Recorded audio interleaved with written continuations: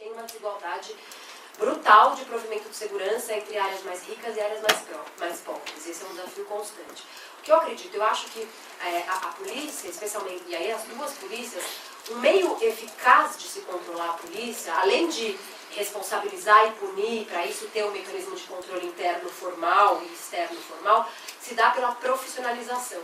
Quanto mais profissionalizadas forem as nossas polícias, maior controle a gente vai ter.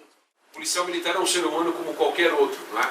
As polícias procuram de maneira sistemática formar o seu policial, de maneira a incutir uma visão humanista. Isso é um processo muito demorado, mas as instituições têm que ser cobradas e têm que ser estimuladas a cada vez mais a fazer e acompanhar o policial a evitar que situações de grave pressão ou tensão suportadas no dia a dia da sua atividade sejam transferidas para o campo pessoal e vice-versa, de modo a desviar a atitude desejada em relação à atuação do policial, seja ele policial militar ou policial civil.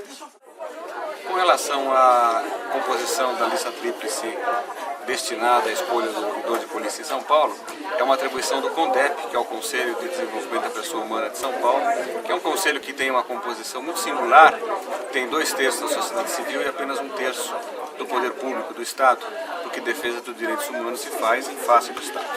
Esse conselho compôs uma lista tríplice com base num procedimento muito democrático, em que as inscrições foram abertas, públicas, os requisitos dos inscritos foram avaliados, houve uma audiência pública em que os interessados se manifestaram, apresentaram as suas propostas, foram indagados a respeito do que compreendiam como ouvidoria, e o conselho se reuniu e deliberou por consenso a composição de uma lista, tirando dos 7 inscritos 3 nomes. Não houve voto, houve um consenso, que é a maneira muito mais democrática de um colegiado deliberar do que o voto.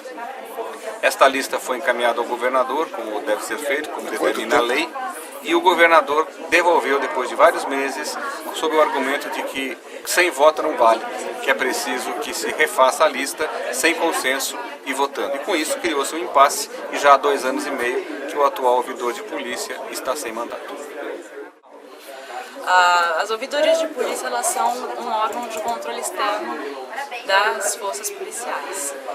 Atualmente, quase todos os estados brasileiros possuem esse órgão, nas mais diversas configurações. Algumas ouvidorias são mais fortalecidas, outras são mais precárias. Enfim, existe um movimento do governo federal no sentido de estimular a criação desses órgãos via financiamento. O próprio Plano Nacional de Direitos Humanos, que também recomenda, a criação desses órgãos. Contudo, falta ainda um efetivo empenho dos governos estaduais no fortalecimento desses órgãos. O que faz uma ouvidoria? Uma ouvidoria, ela recebe queixas. A sua principal função é ouvir o cidadão, e recolher e registrar queixas e encaminhar aos devidos órgãos casos de má conduta, de violência, de serviços mal prestados pela polícia. A ideia é que ele seja um órgão que reporte essas más condutas aos órgãos encarregados de investigar e de averiguar essas denúncias e que depois dê um retorno à pessoa que fez a queixa.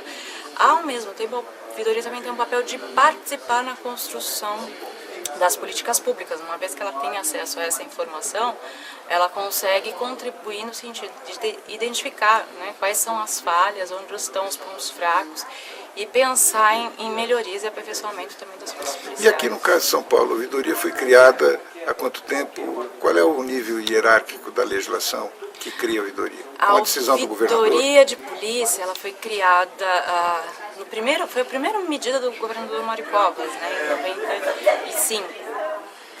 Foi o primeiro ato, foi criada por um decreto, e ela já vinha como uma demanda da sociedade civil, que há tempos pedia pela criação de um órgão dessa natureza. Então, ainda como candidato ao governo, ele aceitou, incluiu a proposta da ouvidoria no seu plano de governo, e no primeiro dia de mandato foi feito o decreto.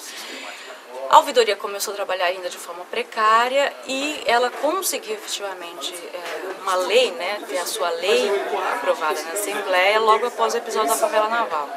Essa é até uma característica, né? Normalmente as políticas públicas aqui são pensadas, os programas são pensados após a ocorrência de eventos que chamam atenção, né, que tem impacto na opinião pública, chamam a atenção dos organismos internacionais. Então, foi quando ela efetivamente conseguiu se consolidar. Uma ouvidoria criada por decreto ela é muito vulnerável, né? Significa que mudanças de governo podem, inclusive, extinguir o órgão. Então, isso é um dos aspectos muito importantes para uma ouvidoria de polícia, ela ser estabelecida por lei. É isso que dá garantia a ela de permanecer independente do governo que esteja no momento. Então, no caso de São Paulo, ela é independente?